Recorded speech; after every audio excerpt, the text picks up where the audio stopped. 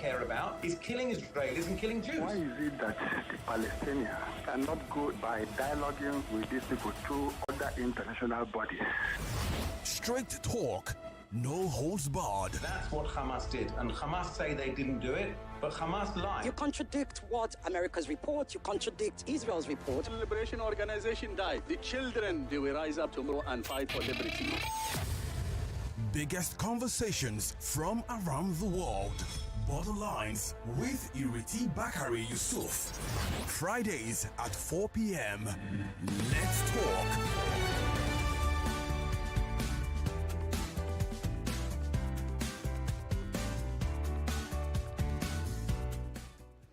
And good afternoon.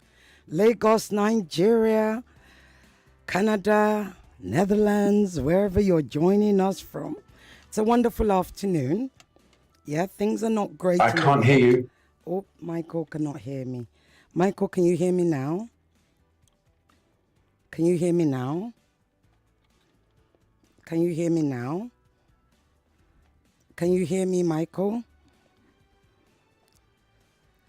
Can you hear me, Michael? I'm waving. Can you see me waving? You can't. You Can't hear anything. Okay. All right. They're just fixing it. Give us a second. They're fixing it. I don't know what's going on. Okay. It's been unmuted. Right. Now. Okay. Let me introduce you again, Michael. So Lagos, Nigeria, Netherlands, Israel, Canada, London, wherever you are joining us from, Abuja, etc., etc.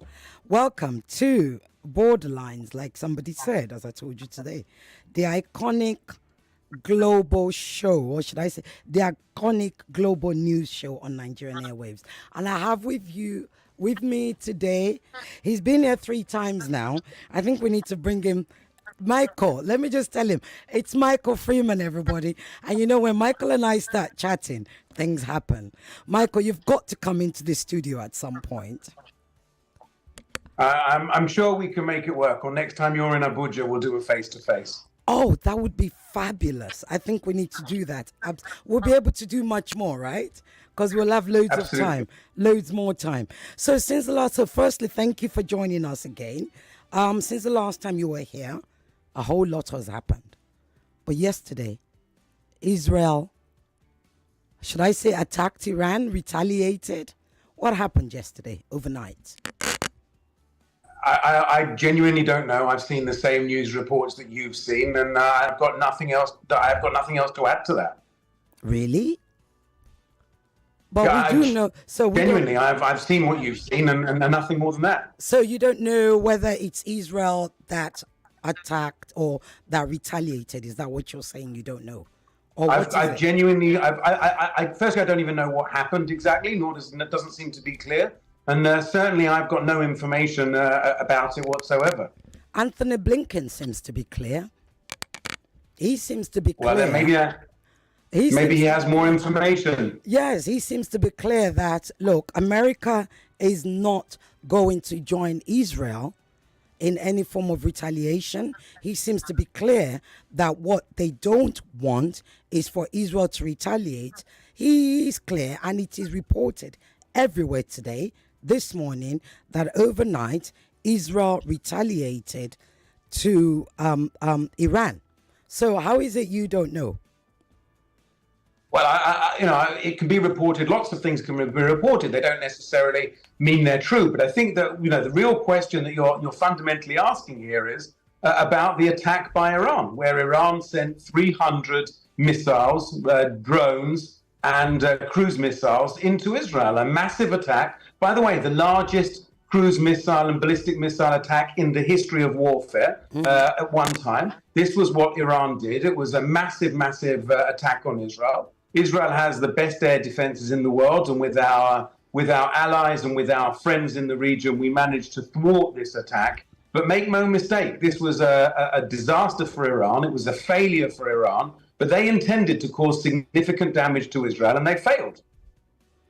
Like you said, Israel has, what did you call it, the most sophisticated? What was the word you used just now? I used the word best. I just said it's the best air defense system in the world. I didn't go with any long words rather than just go, it's just the best. Well, okay, I'll take your word. Israel has the best defense system, the Iron Dome, as they call it. But of course, you've just well, actually, we also have the Arrow, and the Arrow system is a system that shoots ballistic missiles out whilst they're still out of the atmosphere. So this was also a system that was used, and Israel's the only country that's got a system such as that.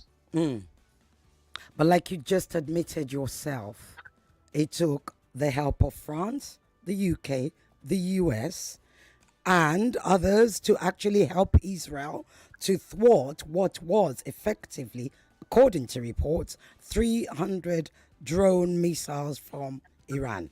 How best is Israel really? How best is that best? Well, the reality is that we have a sophisticated air defense system, multi-layer, multi-defense, from the Arrow to the Iron Dome to the David Sling to our Air Force. And yes, our allies and our partners helped, and we're truly grateful for our allies and partners helping to ensure that those drones and those cruise missiles didn't need to be intercepted when they got to it. All of the drones and all of the cruise missiles were intercepted a long way away from Israeli territory and a long way away from Israeli airspace. And certainly a part of that was due to our allies, and we're very, very thankful for that. Okay, so then would you say that was Iran's response to Israel's attack on the 1st of April? Well, according to Iran, that's what they claim. We again, Israel has never claimed responsibility for the attack on the 1st of April. All we know is that a number of high leadership from the Iranian Revolutionary Guard were killed whilst they were planning more attacks on Israel, whilst they were coordinating with Hamas and Hezbollah. They were inside an IR. Network. Oops. Network. Oh dear. We've the Zoom has frozen. Our connection has frozen. Michael, I can't hear you. I don't know if you can hear me. The connection is frozen right now. Look, Lagos, we will, or should I say Nigeria, listeners, I will be making a trip to Abuja, and there will be a long conversation, a much longer conversation with interview with Michael. Oh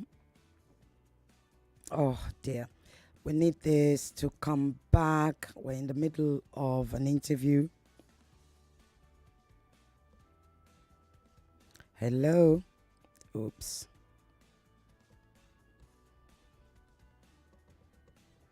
Hello.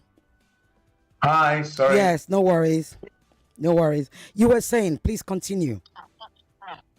No, I was saying, I don't know where we got cut off, but I was saying that certainly the Iranians claimed that this was a response to an attack on a building in Damascus, an attack that Israel has never claimed, but this was a building that was being used by the Iranian Republican Guard. It's an organization that's been declared terrorist organization in a number of countries around the world. And these people were people who were planning and were involved in terror attacks against Israel, coordinating with Hamas and with Hezbollah. And they were in a building that was being used by the Republican Guard. It was a Republican Guard base. It was not the Iranian embassy, as opposed to all of the press that's being out there. The Iranian embassy is still standing. It's still there. It is undamaged in any way whatsoever. This was an attack on people who were carrying out terror attacks. And whoever did this, I believe, did the world a service by taking out some very, very nasty people who were planning on killing lots more people. So Israel doesn't like those people that were in that building then? Absolutely not. These are people who were involved in planning the October 7th massacre. How do you know what they were doing in that building, Michael? How do you know what they were doing? Sorry? How did you, or does Israel know what they were doing in that building? Well, my understanding is that they were working with senior Hezbollah representatives and other terror representatives to help facilitate transfer of weapons, information, training, and finances. So if Israel, you're saying Israel didn't, Israel hasn't admitted to doing so, but if Israel could do it, could bomb that building, I'm going with what you said. Would Israel have done it? Well, I'm not going to speculate about what we could have done or what we would have done or what that, lots of hypotheticals. The reality is this: Israel's never claimed that attack, but we're certainly not sorry that the leadership of that was in that building is no longer able to plan terror attacks. Well, there are lots of things that's happened that Israel has never claimed. Israel has never claimed or admitted to killing over 33,000 innocent Gazans. Israel has never admitted that. Are we now to believe that people didn't die? Are we to believe that Israel hasn't killed anybody? Is that what you're saying? Because if you're saying firstly, that wasn't the question. You're making an absurd. No, but you're making an absurd argument. You asked me about a building. Hold on a minute. You asked me about a building in Damascus, which I said to you, the building was destroyed, that the people were killed, and the people inside were very, very bad people that were planning terror attacks. I said that we've never claimed that attack, but we're certainly not sorry that the people died. That is very different to what you then said, which was then what you said to me was, are you telling me that that 33,000 people haven't been killed in Gaza? Well, firstly, I think we need to have a look at those statistics in detail. And only last week, Hamas admitted that they don't have the details of at least 11,000 of those people, and they don't know actually how many people have died and how many people have been killed in there. But even if we accept that Hamas say over 30,000 people have died, and I don't accept that number in any way whatsoever, at least 13 to 15,000 of them are Hamas terrorists, are combatants. At least, almost half of those people are Hamas terrorists. And genuinely, it's a tragedy on the other people that have died. It's a real tragedy of all of those innocents that have died. But you know as well as I do, there's never been a war in history where no innocents have died. And actually, if you look at the statistics, even taking Hamas's 30,000 number, it means that the ratio of people killed is almost 1-to-1, one terrorist for every civilian. The United Nations, these are not my statistics, this is the United Nations.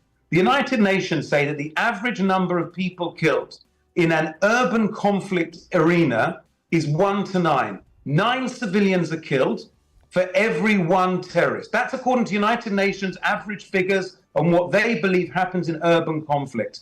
Even according to Hamas figures, we're looking at 1-to-1, which would be the most careful, most specific war in history.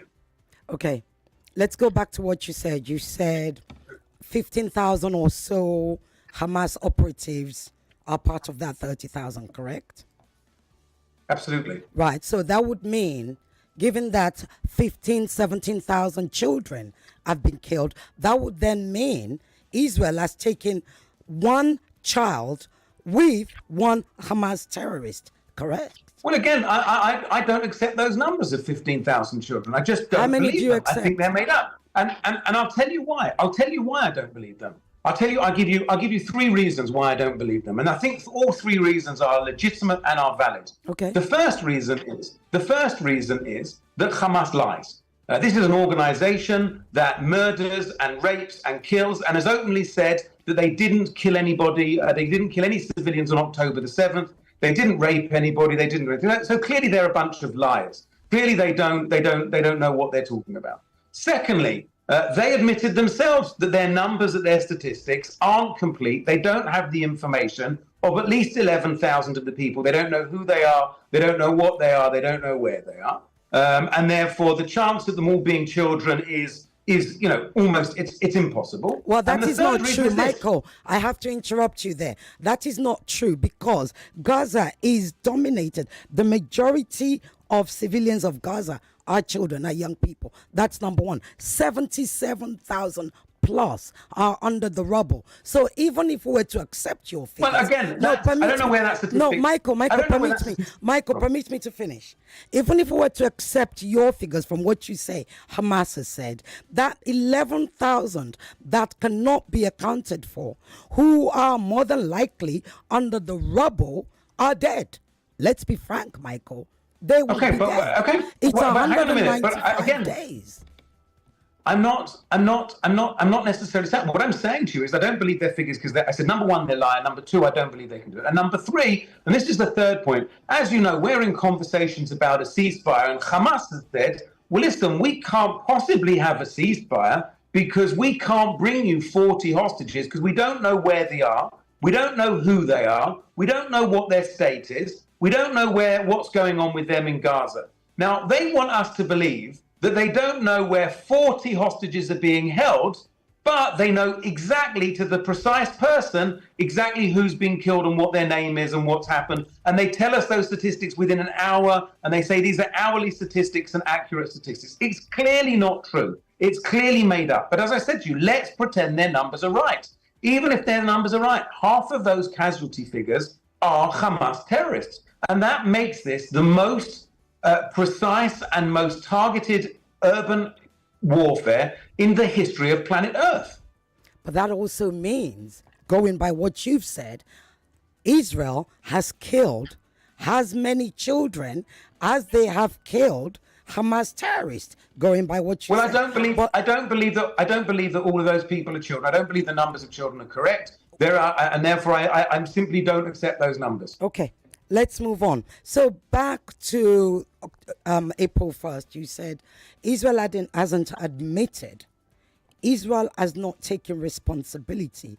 Yet, America, UK, US, everybody, your allies, should I say, your backers, the supporters of Israel, the international community that supports Israel, accept that Israel bombed the Iranian embassy in a foreign sovereign nation called Syria in Damascus on the 1st of April. Yet Israel has not accepted it. Why is it that Israel can't own up to its own responsibilities?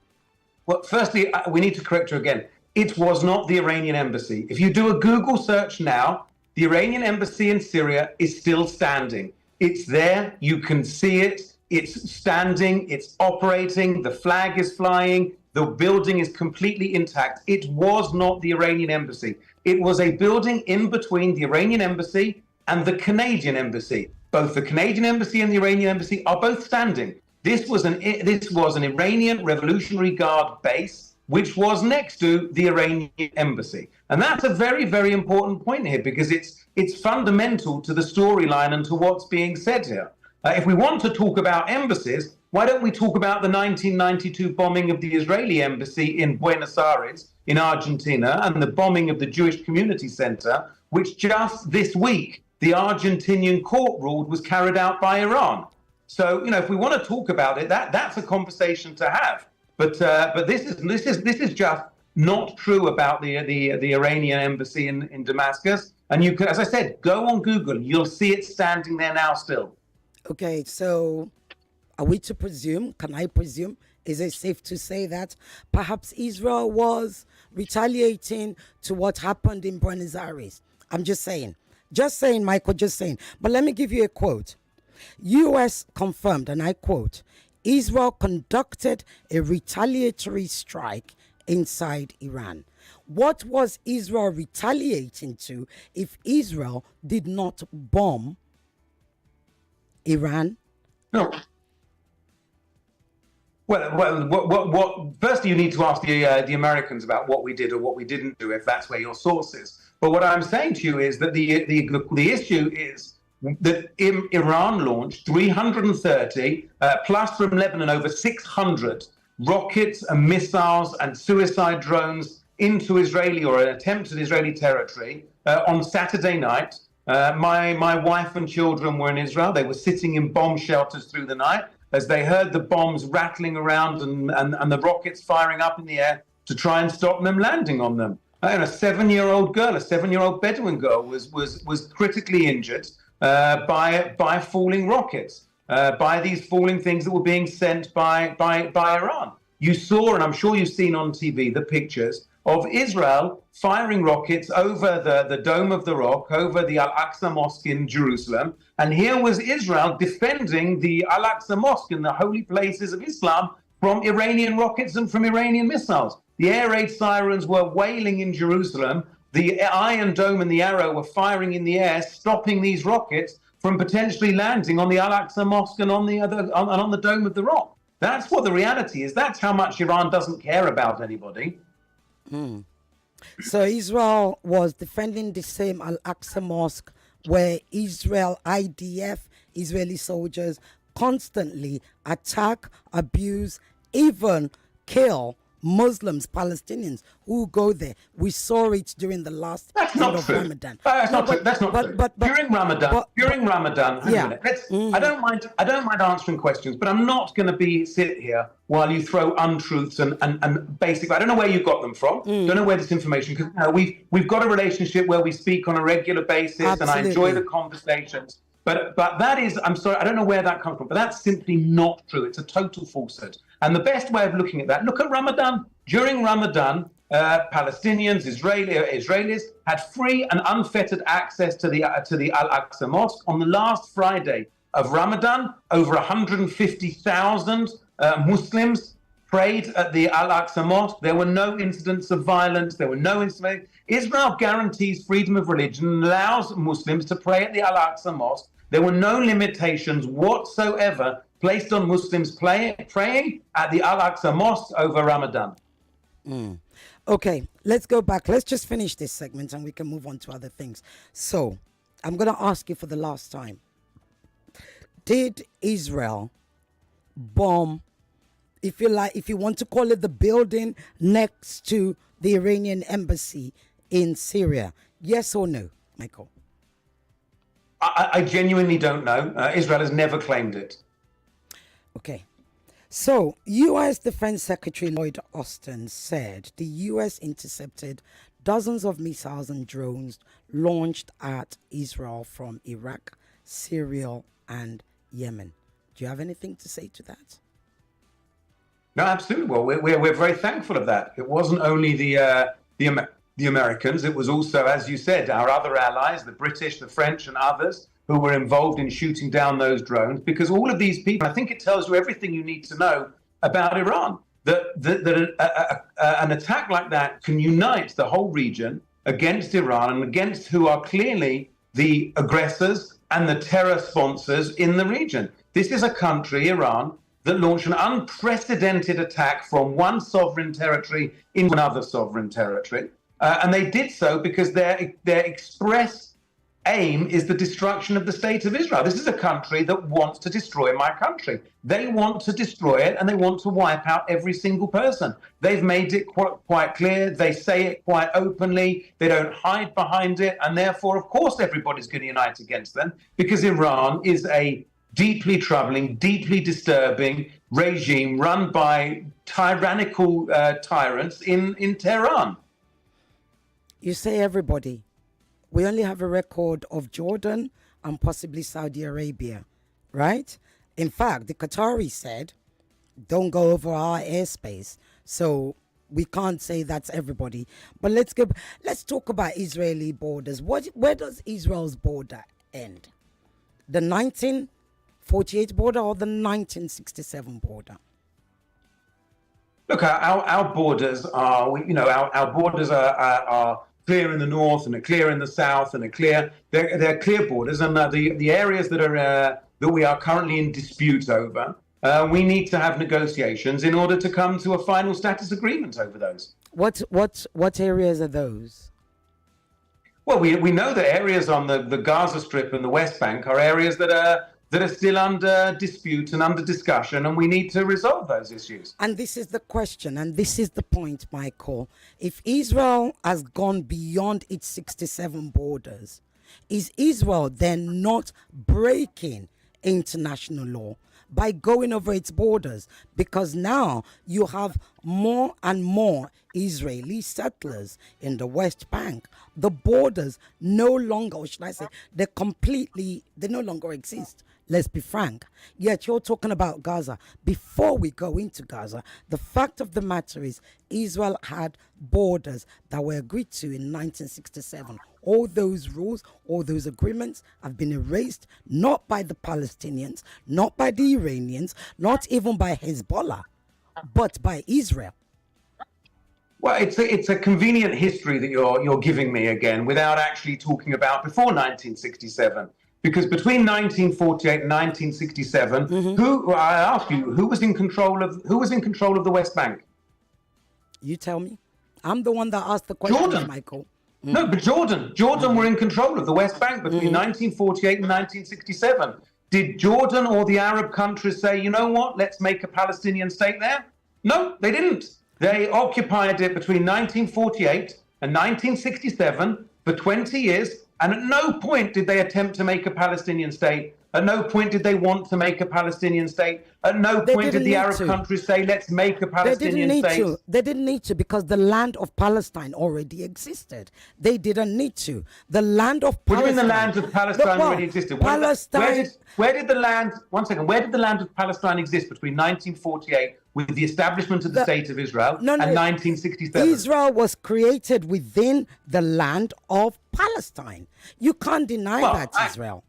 Firstly, let's look again. If we're going to start having this history lesson, the State of Israel was founded on the historical homeland of the Jewish people, 3,000 years of Jewish history. We know that the Jewish people were there 3,000 years ago. We know that firstly, if you believe in the Bible, it's clear the Jewish people were there. Even if you don't believe in the Bible, there's enough archaeological evidence to show the remains of the first temple, the remains of the second temple, the fact that the Jewish people have been there for thousands and thousands of years, that in the year 70, they were expelled, the vast majority of Jews, but the rest of the Jewish people, there were a number of Jewish people that stayed there. There's been a continuous Jewish presence inside the land of Israel since 3,000 years. We have prayed towards Jerusalem. We have faith towards Jerusalem. We mention Jerusalem after every meal. We mention Jerusalem after every wedding. We mention Jerusalem at every single part of our life and a part of what we're doing. Jerusalem has been a fundamental part of Israel and Judaism. It's mentioned over 400 times in the Jewish Bible. It's a fundamental part. That is our homeland. Okay? And actually, where does the name Palestine come from? Palestine comes from when the Romans named the area Palestine after they destroyed the state of the Jewish people, because they didn't want the Jews to have a connection to it. And they wanted to change the name, which was Judea. And therefore they changed it and called it Palestina. But Palestine was never a concept other than by the Romans. But that's irrelevant. The issue is that the Jews have got 3,000 years of history there. And in 1947, when the United Nations proposed a partition plan to divide that land between the Jewish people, to have a Jewish state of Israel, and an Arab state, not a Palestinian state, you check the United Nations, an Arab state, the Arabs said, no, we don't accept any Jewish state in this area. We don't want the Jews to have any independence. And they declared war. And at the end of that war, we have the 1948 lines. Between 1948 and 1967, the Jordanians controlled the West Bank. Egypt controlled the Gaza Strip. And at no point did they say, well, look, now that we've seen this war's happen, we need to give the Palestinians a state. That was never on their agenda. They never wanted to do that. And then in 1967, after the Arabs launched another war against Israel by closing all shipping to Israel and massing their troops on the border, Israel, in a defensive war, captured both the Gaza Strip and also the West Bank and also the Sinai Desert. And what happened? We sat with the Egyptians. The Egyptians said, we'd like back the Sinai Desert in trade for peace. And we returned every single last millimeter of the Sinai Desert to Egypt in order for a peace treaty. We never kept a single millimeter of it. And the Egyptians said, but we don't want Gaza. We don't want Gaza. We're not interested in Gaza. So Gaza wasn't returned to the Egyptians. But again, 1948 to 1967, the Arabs made no attempt to establish a Palestinian state. And I wonder why that is. Okay. It's interesting that I say Israel, you say Jewish. I think, and it is widely accepted that you cannot keep conflating Judaism with Israel. Israel is a state. Judaism is the people, and not every Jewish person subscribes to the state of Israel. We've got to accept that, Michael, right? Well, I would accept that that there are a very, very small percentage by the most 3-4% out of the 100% of the Jewish people that do not consider themselves connected to Israel in a serious and meaningful way. But you're right. Firstly, there is a difference between Jews and a difference between Israel. Israel is the homeland of the Jewish people. It's the nation state of the Jewish people. It is where the Jewish people lived for 3,000 years, and it's where Judaism as a religion was born and was developed, and where our traditions come from. Okay, if I can interrupt you at that point, let's talk about that. There are three Israels. Well, I was going to say. Okay, go ahead. 1 second, I was going to say one thing. Go ahead. On Monday night, and it's good timing, on Monday night, Jewish people all around the world will celebrate the Passover festival. Mm-hmm. And on Monday night and on Tuesday night, they will hold what's called the Seder, the order, the service. It's a big traditional meal where Jews, and every Jew around the world will do this. Whether they are secular, whether they are Orthodox, they will do this. And they will read what's known as the Haggadah, a book which tells the story, literally the story. And what does that story say? It says, you were slaves in the land of Egypt, and I, God, brought you out of the land of Egypt and took you to the land of Israel that I had promised you and your forefathers. Mm-hmm. So here we are, the very fundamental Which Moses did. Which Moses, right? Now we get into the subject of Moses, right? And this is the thing. There are three Israels. There's the God of Israel, which is the monotheistic God. There's the people of Israel, right? You've got to subscribe to the God of Israel, all right, which also Islam subscribes to. And then there's the promised land, which is why when you hear things such as, so you're saying the Palestinians didn't exist. Well, Moses traveled from Egypt, right, to another land where he got a bride, all right? And those people were not Jews, okay? So my point to you is, Michael, which people weren't Jews? Who did Moses? Where did Moses get his bride from? Moses got his bride from the Ammonites. This is a ridiculous argument. No, but this is a ridiculous argument. But it is a fact, Michael. Michael, it is a fact. It is a fact that when Moses left Egypt, right, and in order to follow the way God was directing him to, he did get married. He got married to a female whose father is effectively Ammonites who are depicted as black. Okay, but yes. Then, as you know, I don't want to get into. Let's move away from that. But I want to just finish. I just don't want us to conflate Israel and Judaism together. No, because I want to get into one sentence on this. I don't want to get into a philosophical discussion with you, but what I will say is this, that when the Jews left Egypt, they went to Mount Sinai, and on Mount Sinai, they received the Torah, the Bible, the Ten Commandments, yes. And that's what fashioned them as a much clearer Jewish people, and then they went to the land of Israel. What I was trying to point out to you was that Israel, as a concept and as a land in that area, is fundamental to Judaism. It is fundamental to everything that Jews believe in, and Israel has a direct link. 96 to 97%, depending on which survey, of Jews feel a strong connection to Israel and see it as part of their identity. And therefore, I agree with you, Judaism and Israel are different, but you cannot separate them without making false and inaccurate statements. Michael, we've got to accept. Okay, let me put it this way. Does Israel have a right to exist on the Palestinian land? No, Israel has a right to exist on the land that we've had for 3,000 years, on our ancient homeland. Okay. Do Palestinians have a right to exist in Palestine? Well, I believe that the Palestinians aren't going anywhere, and that we need to sit with the Palestinians and come to an answer and come to an agreement which allows us both to share that land. Absolutely. Okay. So tell me about peace then, since you believe that the Palestinians, so you're saying you believe in a two-state solution. Is that what you're saying? I'm saying to you that we need to sit with the Palestinians and we need to come to an agreement that works for both of us. Okay. At this point, remember, the Palestinian leadership still isn't willing to condemn the October 7th massacre. The Palestinian leadership doesn't believe that Israel should exist. The Palestinian leadership doesn't believe in Jewish history on the land and doesn't believe the Jews should be there. And therefore, it's very difficult to have a conversation with someone who isn't willing to even accept your right to be there. Once they accept my right to be there as a Jew and accept my right to be there as a Jewish historical homeland and to accept my connection to the land, then that's a whole different conversation. But any state that gets set up there or not gets set up there, I think we both agree that any state that looked like Gaza pre-October the 6th would be a disaster. You don't want Hamas in control of that. Well, Hamas are a brutal Islamist terror organization that subjugate their own people, that subjugate women, that throw people off buildings that they don't agree with, that they murder their own. Hamas is a radical Islamic organization who believes in the death of every single Jew. So clearly they're not going to be somebody that you can have in control of a state. So you need to have a rational, modern group of people that we can talk to have some sort of discussion and to come to some sort of agreement.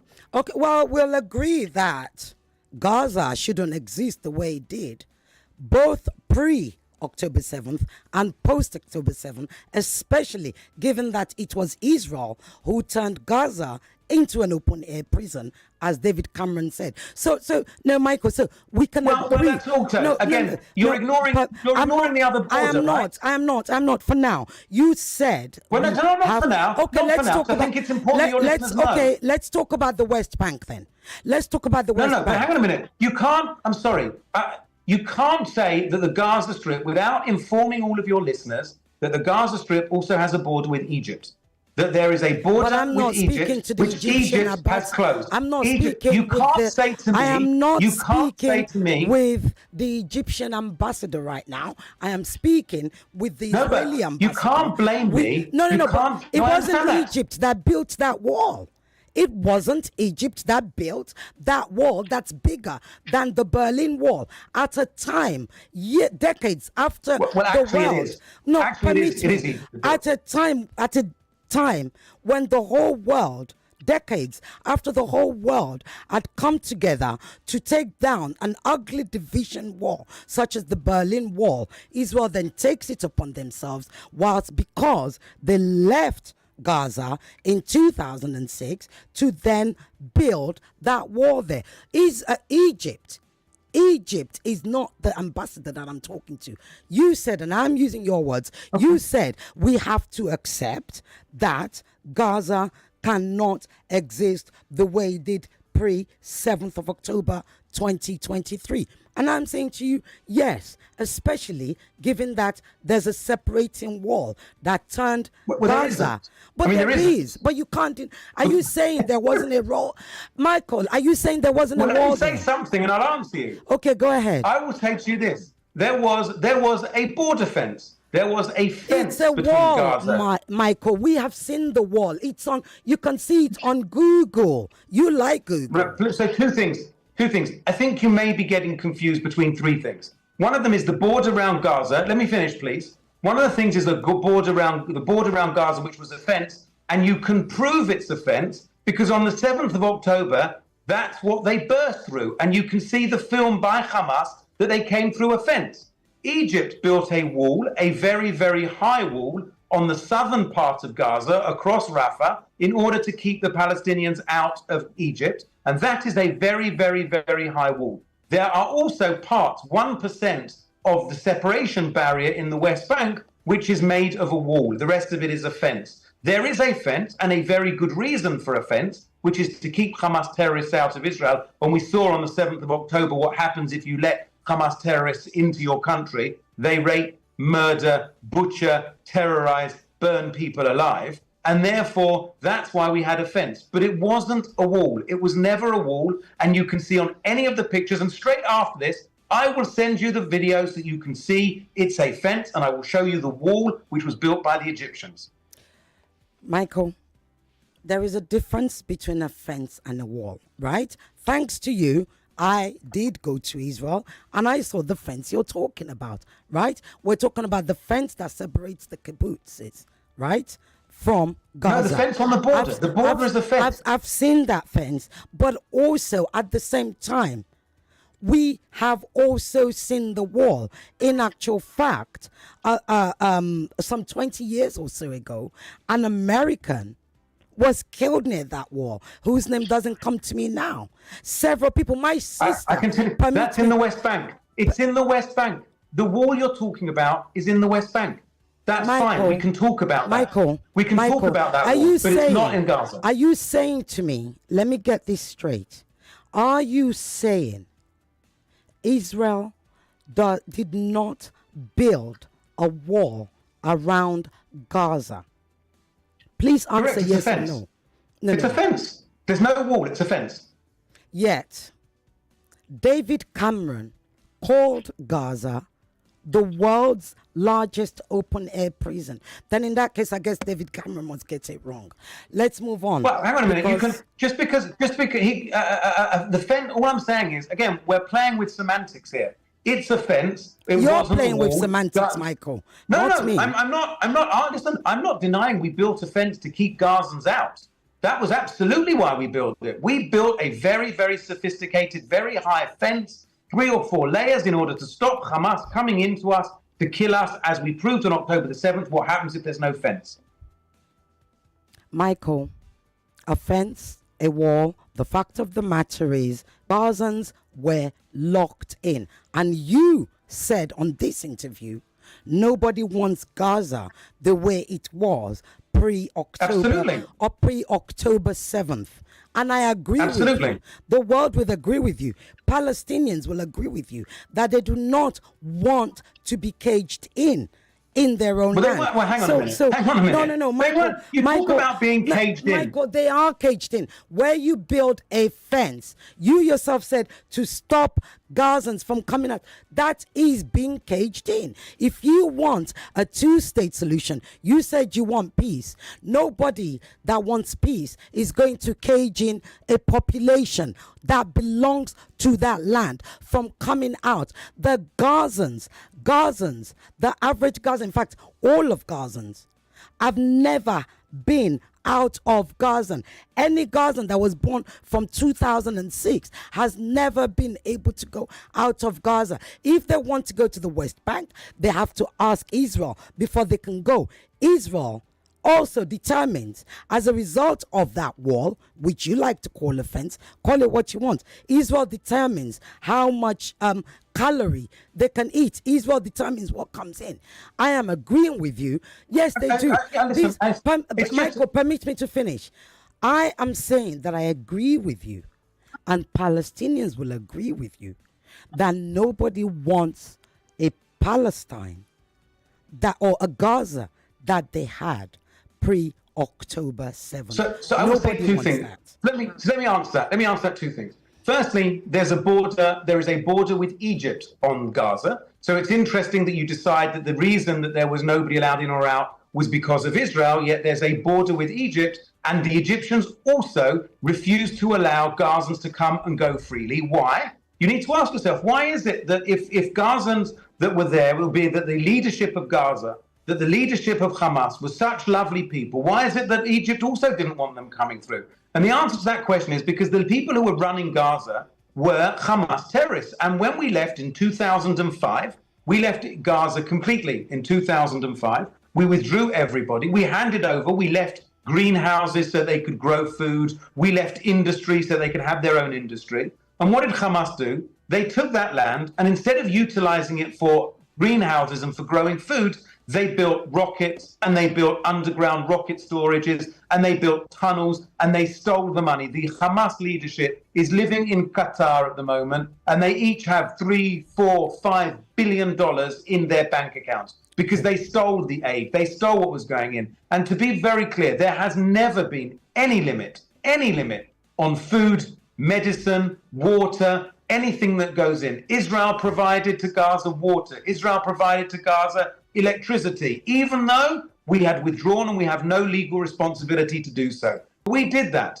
And now that what we're seeing is that the Hamas, instead of building when they took over, and so they took over Gaza, instead of building a place that could be like Dubai, or instead of building a place that could be like Singapore, they decided to build the world's largest terror infrastructure, the largest terror infrastructure that had ever been created before. And that's what they did. And therefore, Israel decided to limit what was going into Gaza after Hamas started launching suicide attacks and rockets on Israel. Not before. It was the other way around. And why was it like that? Because what was going in wasn't being used to develop the Gaza Strip. And Hamas posted videos. They posted proud videos of them digging up the water pipes of Gaza, turning those water pipes into rockets and firing them at Israel. They were proud of this. They didn't hide it. This is what they did. And of course, any country in the world who was being faced with thousands of rockets, would not say, sure, we'll give you all the materials to rebuild the rockets. And that's what Israel did. And Israel acted exactly like any other country. What does Israel want in Gaza? Israel wants peace. I want my 133 hostages back. You see this ribbon? This ribbon is about the 133 hostages, innocent hostages, being held by Hamas, being sexually abused on a daily basis by Hamas, raped, attacked, beaten by Hamas in their dirty dungeons under the ground, in their tunnels under the ground. They are attacking Israeli citizens and other citizens who are being held underground. What do I want? I want my hostages back. So, what's the status of the negotiations right now? Hamas aren't willing to negotiate. Hamas aren't willing to return our hostages. They've made that very clear. So there are no. We've made more and more generous offers. You know, the Americans have said so. What's generous? What's generous? What does generous mean? We've agreed, according to the reports, to release convicted terrorists, a number of convicted terrorists, for every hostage that we get back. Understand how absurd that is, that they are holding a one-year-old baby.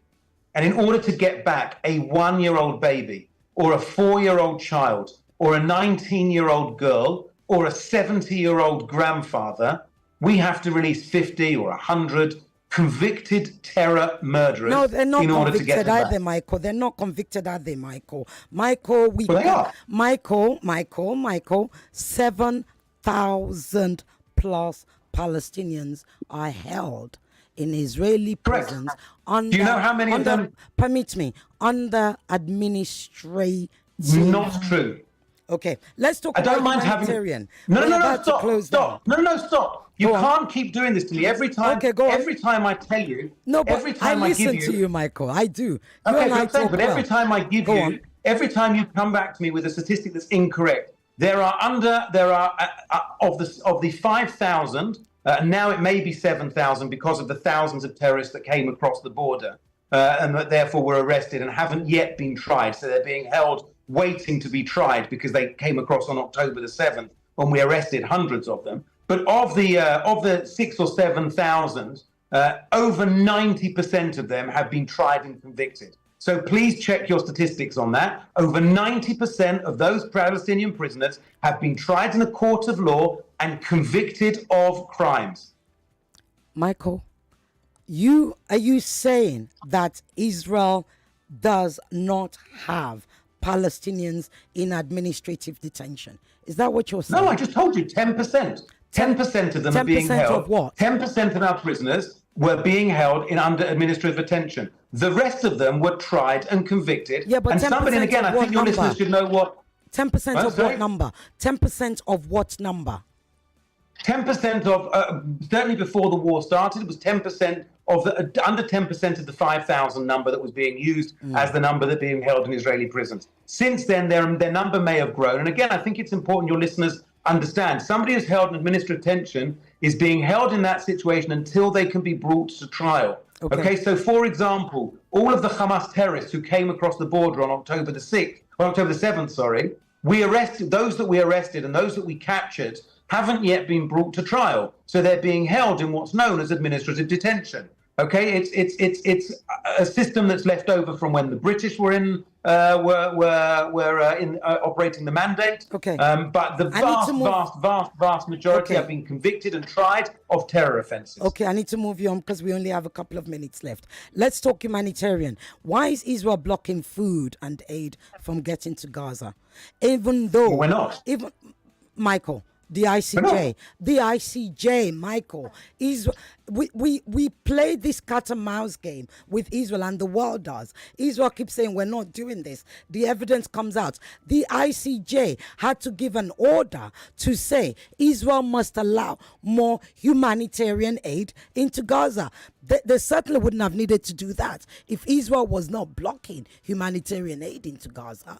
Well, actually, the ICJ, as part of its ruling, said that Israel needs to ensure humanitarian aid. It didn't say that we weren't doing it. It said it's got an obligation under law to do that. Nobody's going to remind you. Here we go. Do you know that at this moment, Do you know at this moment that there are 700 trucks worth of food and water and medicine that are sitting on the Gazan side of the border that have been checked and entered by Israel that the UN aid agencies have not distributed? 700 trucks worth are sitting there that aren't being distributed. There is no problem with entering aid. We will allow, and the Americans admitted it this week. The Americans said very clearly, there is unlimited. Anybody who wants to bring aid and wants to send aid into Gaza can do so. It will be checked to make sure that there's no terror activities in there and there's no rockets in there and no ammunition. And then it will be going in, and we are sending in hundreds. I think I haven't seen the statistic for yesterday, but 2 days ago, 700 trucks came in of aid. There is no limit to the amount of aid that can go into Gaza. None. If Israel was not blocking humanitarian aid into Gaza, you must accept that the Americans wouldn't have been dropping aid from the air, food. Neither would have been the UK. Even more so, you say that there are 700 trucks that have been cleared by Israel that the UN has not actually distributed into Gaza. Well, was that before Israel killed 7 humanitarian aid workers, or after Israel killed 7 humanitarian aid workers? The death of the humanitarian aid workers was a terrible tragedy. It was a mistake. It was a horrific mistake on our part. We have said that we are deeply, deeply sorry, and we have fired the people. They have been dismissed immediately from the army, including very senior people in the army. And the Attorney General is currently investigating whether or not they should be brought to trial for what they did and for the mistakes they made. Because we investigate when we make a terrible mistake. And this was a terrible, tragic mistake, which we apologized for. Several trucks, several reports, several videos from UNICEF show trucks laden with medicine, food, and other aids being turned back by Israel. Michael, we've seen the video. I'm genuinely not aware of that. I am not aware of any trucks being turned back. All trucks are allowed to come in that have got aid in there and that are being brought in. Elon Levy said this on Twitter to Claire Kern, I think her name is, of the Foreign Office in the UK, right? As a result, pretty much what you said. As a result, she then wrote to David Cameron to say, look, Israel has said this. To which David Cameron said, well, I've been in touch. This is not true. Elon Levy was sacked as a result of that fallacy. Are you now saying pretty much what Elon said? Because that's why Elon was. Well, I'm not going to get into the issues of Elon Levy. He's a friend who was there, and I'm not going to get into any of those issues. What I'm going to say to you is this.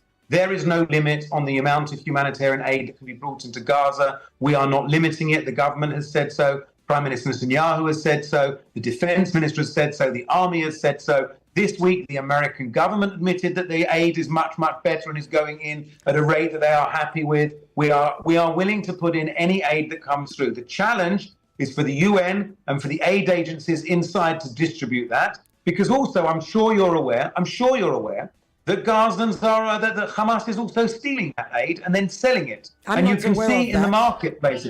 I will send you the information on that. Okay. That Hamas, for example, on the tragic death of those 7 aid workers, one of the reasons that it happened was the aid workers had Hamas gunmen on top of their cars. That's not an excuse, and it still should never have happened.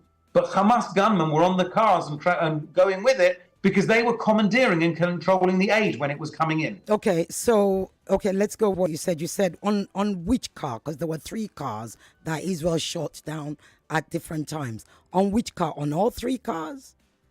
Or vans? I'm aware of trucks, certainly. Yeah. I'm certainly aware of one of them. But again, right. I want to be clear. So that doesn't excuse us. Yeah, no, it doesn't excuse us. Yeah, it doesn't. But the fact remains, even if we go by what you said, you're saying Hamas operatives, Hamas terrorists, whatever you call them, were on top of 1 aid truck. Israel shuts down 3. Yes, you say it's tragic. Would you then accept that 30,000 Palestinians or Gazans killed is Our also website, striking. NigeriaInfo.fm, is a trusted platform for more intellectual, trending, and exclusive stories with up-to-date analysis. We are not just the talk station of the nation. We are your #1 talk station. Join the league of fans consuming great news at www.nigeriainfo.fm and get rewarded for your time. 99.3 Nigeria Info. Let's talk. Michael, sorry, we have to go to the news. We've been cut off. I'm going to come to Abuja, and I can't hear him, please. I'm going to come to Abuja so we can have this proper conversation for a good 2 hours. But I'll answer your question in one sentence. I'll answer your question in one sentence about the 33. The death of any innocent, is an absolute tragedy. It doesn't matter whether they're Israeli or they're Palestinian, if they're Jewish or they're Muslim or they're Christian, they're Buddhist or anything. A death of an innocent is an absolute tragedy. As I said, I don't accept it's 33,000 innocents. And I also don't accept that we are the ones to blame. Hamas is fighting from behind the civilians. They're fighting from underneath the civilians, and they're deliberately putting civilians in harm's way. Okay. That is what Hamas do. Okay, let me close this with one final question. Is Israel ready for an all-out war with Iran? Israel's not interested in war. Israel wants peace. We want peace on all our borders. We want peace with all our neighbors. We are willing to make significant sacrifices to achieve that. Iran is dedicated to Israel's destruction, and the world is seeing that. And we saw today more sanctions on Iran. Iran wants a nuclear weapon because they want to use it to kill us.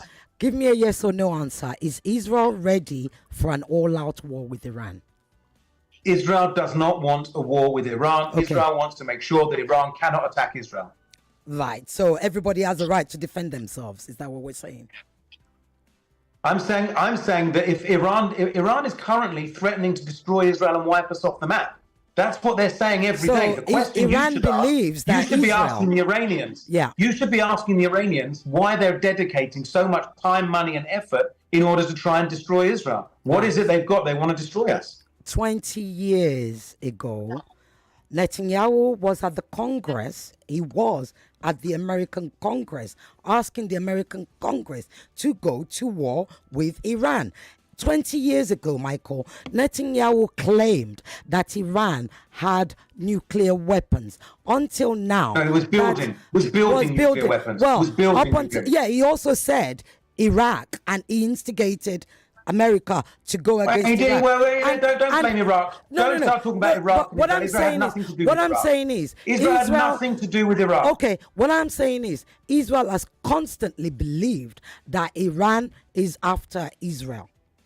Yet, it was... It's not that we believe it. Iran says it. Okay. You can see the tweets of the leader. The leader says we want to destroy Israel. Don't talk. This is not about Israel saying it. This is about Iran saying it. Iran's quite open they want to destroy it. They have a destruction of Israel day. They have a destruction on their missiles. They write on their missiles, death to Israel. They burn the Israeli flag. They chant for our death. The leader says he wants us dead. It's not us who are saying it. The Iranians are saying it. Michael, we've had a good chat as usual. I will be coming to Abuja at some point because I think we need to have this conversation, have a proper interview where we're not in a rush and you get a chance to explain yourself and I get a chance to actually interrogate further so everybody can understand a bit more. Is that a deal? Okay, fantastic. Excellent. Thank you so much. We've actually gone over Pleasure. because we've missed the 6 o'clock news. The 5 o'clock news now. Thank you for coming online again. Thank you. God bless you. Okay. Thanks, Michael. Bye-bye. Bye-bye.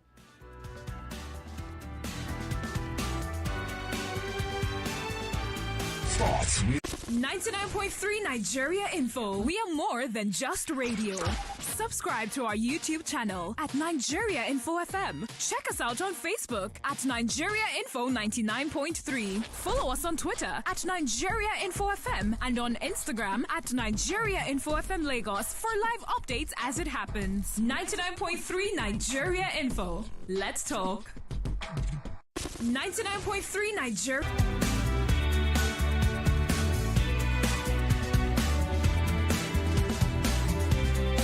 Join the conversation no matter where you are. Download our mobile app by searching Nigeria Info FM on the Google Play Store and the Apple Apple App Store. Also, get news updates in sports, entertainment, news, and current affairs right on the app. 99.3 Nigeria Info. Let's talk. This is The Voice Note on 99.3 Nigeria Info. Let's talk. He believed that those could eventually be replaced, while his Ikenga was irreplaceable. There are Ikengas in various museums all over the world today, and it is easy to forget as we stare and admire them behind cold and clinical